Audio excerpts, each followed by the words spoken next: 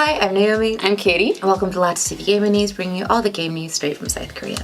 With another week comes another unexpected PUBG collaboration. After dabbling in a fair few capsule collections, PUBG has made its first foray into the world of cinema, as it partnered up with the recently released Mission Impossible Fallout. Unlike previous merchandise-based collaborations, this crossover takes the form of in-game content for PUBG Mobile. The new update allows players to complete themed challenges and missions and collect special Mission Impossible themed outfits and parachutes. It also sets the iconic movie theme as the lobby background music. If you've always thought you could do it better than Ethan Hunt, then now is your chance to prove it. The months-long crossover event is live now. Webzen recently celebrated the launch of its MMORPG MU Legend on Steam with its very first official expansion, including new gameplay mechanics, systems, and a brand new continent to explore.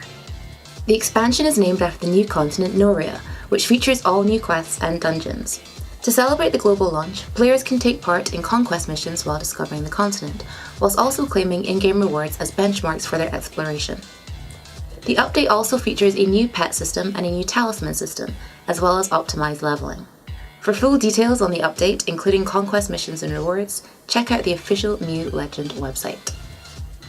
In another MMORPG update news, it looks like Early Access for Bless Online has also received a substantial new content update, with PvP additions and a shiny new class to try. Neo's Bless Studio has just added the highly anticipated Assassin class to its fantasy MMORPG. The new class features all of the classic features you'd expect, like stealth, as well as new skills and stances for the players to explore.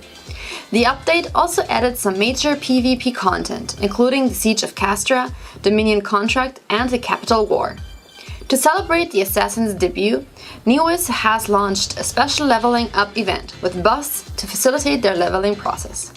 The event runs until September 5th. After 2 preliminary rounds, 8 teams for the Blade & Soul World Championship Qualification Tournament are ready to advance to the finals. The qualifier preliminaries wrapped up last weekend with a little bit of unexpected spice, as finalist cheese lists were found to be in violation of the rules of eligibility, and therefore were disqualified, with third place team Legacy advancing to the finals in their place. The 8 teams will compete in the World Championship Qualification Tournament finals on August 25th and 26th, for the chance to represent their region in the upcoming World Championship in South Korea, and win a share of the $100,000 prize pool. If you're interested in catching up before the final, or you're just a little curious as to how a Blade & Soul World Championship goes down, all of the preliminaries so far can be watched on the official Blade & Soul YouTube channel. It's been nothing but good news for WeMade Entertainment in recent weeks, as the developer recently announced that it has swung back into the black in this year's second financial quarter. After hefty legal battles with a Chinese company, WeMade has managed to bounce back from an operating loss of 2.8 billion won, approximately $2.5 million, thanks to the sales of both stable games like Legend of Mir 2 and new titles Fishing Strike and Windrunner Z. The company said it hopes to continue the upwards trend with the release of Icarus M, which has been gaining a lot of traction domestically, beating out mobile giant Lineage 2 Revolution on the Google Play Store charts. And since it's financial report season, we've been getting a ton of upcoming release news from different developers, including Netmarble, who may have a little disappointment to deliver to fans waiting for a certain mobile title. Netmarble took the reins of Blade & Soul Revolution from NC back in 2017. In a recent Q&A session following their second quarter performance, Netmarble stated that they are developing additional content to increase its competitiveness, and they hope to release it as soon as possible, but did acknowledge that it would be later than originally scheduled. The game was originally slated to release next month, but it looks like it will be later, as Chinese localization is reportedly still in its infancy. But the Q&A wasn't all disappointment and apologies, as they announced that 7 Nights 2, Phantom Gate and BTS World, featuring the K-pop juggernauts, are also under development with the aim of launching within the year. Nexon fans have a little more to celebrate with the company's second quarter financial report, as the developers announced it was delivering several new titles both domestically and globally. The company revealed its 2018 pipeline, with releases scheduled for Korea, China, Japan, and North America, and the rest of the world. Of particular note was the inclusion of Moonlight Blade in a Western category. Moonlight Blade was initially released by Chinese developers Tencent back in 2015 and recently launched its open beta in Korea at the start of the year. It looks like Nexon has plans to publish the game in the West. There aren't even any slight hints as to release date more specific than 2018, so stay tuned and we'll keep you updated with any developments. Saturday saw the close of Contenders Korea Season 2 with a finale between the two bridesmaids of the Korean Overwatch scene, Runaway versus Kongdu Panthera. It was a finals that was the opposite in almost every way possible from Season 1's anticlimactic 4-0 clean sweep. It started out as anyone's to take and then became nail-bitingly close as it became Kongdu Panthera's to lose and Runaway's to steal. Runaway and Kongdu Panthera were totally even up until Game 3 with a win apiece and a draw. But Game 4 saw Kongdu find their groove and they pulled ahead, taking Gibraltar and Oasis and putting them at match and tournament point going into Game 6. Things were looking bleak for Runaway, but subbing in So Min-soo seemed to ignite a new fire beneath them, as he literally strapped them upon his back and carried Runaway to what seemed like the impossible, a Game 8. Both teams were so evenly matched that it literally came down to the last point of the last map to decide who would take the trophy. For a character that has been decidedly out of meta for so long, it was interesting to see that the title essentially came down to Lucio play, with Slime just managing to outpace Koma on the last two maps and coming up with a higher value boops and beat drops. Ultimately, allowed Runaway to edge out Kongdu Panthera 4-3 and become Contenders Season 2 Korea champions.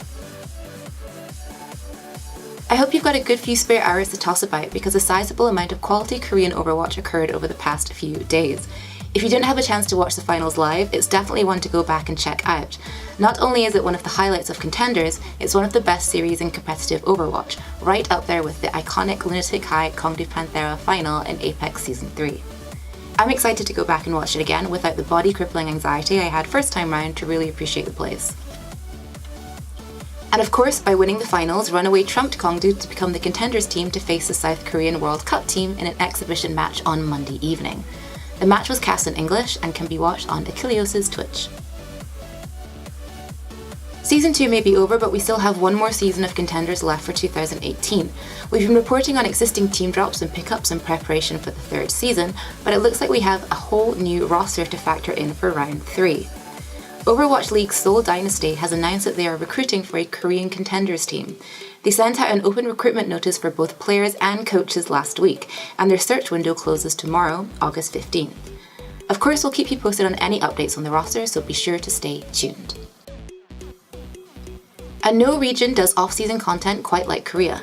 In line with the newest update, GC Busan Wave is holding their very own Busan Summer Games. First up is a Lucio Ball competition in celebration of the new Busan map.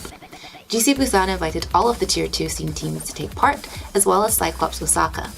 Winner Winner Chicken Dinner will be taken in the most literal sense, as they will be playing for fried chicken coupons. The matchup will take place tonight, the 14th, at 10 PM KST. It will be shown on the GC Busan Wave's coach's Twitch, which we will of course link to below. GC Busan Wave will also be hosting a Capture the Flag game next Tuesday on the 21st. And on top of all of that, the Korean group stages for the Overwatch World Cup kicks off this weekend. So if you're headed down to Incheon, let us know in the comments below, and I'll see you guys next week. If you're baking in the heat and would rather escape somewhere that has been blessed with some cool aircon this weekend, why not head down to Yangjae to Seoul Comic World 2018. The convention features various events, including illustration competitions, singing contests, and cosplay stages.